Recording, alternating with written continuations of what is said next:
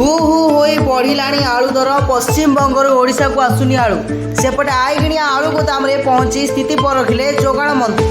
Tomato परे आलू tension दिनकू दिन आकाश छुआ हेबार लागिछि दर। पश्चिमबंग आलू आमदानी हेउनथिबारु दर बढ़ुथिबा कहिसेंति व्यवसाय।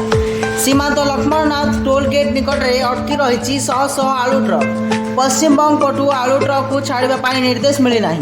विभिन्न स्थान में नाकाबंदी कर ट्रक को जगी रही पुलिस। कौन ट्रक को ओडिशा सीमार प्रवेश पाई अनुमति दि जाऊना। पश्चिमबंग आमदानी बंद होगा फल ओडिशा रे आलू बजार में दर आकाश छुआ होबार लगी। वर्तमान राजधानी में आलू दर 45 ରୁ 50 टंका रही बेले यह आहरी बढ़िबार आशंका रही। तेणु एबेठू आलू किनिबा लोके भिड़ जमाइले। आलू साधारण लोकों अत्यावश्यक खाद्य सामग्री होइथिबारु एहार दर वृद्धि साधारण खाउटींक चिंता बढ़ाई। दर बढ़िबा परे आईगिणिया आलू गोदाम रे पहुंचीचंती जोगाण मंत्री कृष्ण चंद्र पात्र। जोगाण विभाग पक्षरु बाजार परिदर्शन सह जांच आरंभ होईछि। ब्यूरो रिपोर्ट जागरण 24 न्यूज।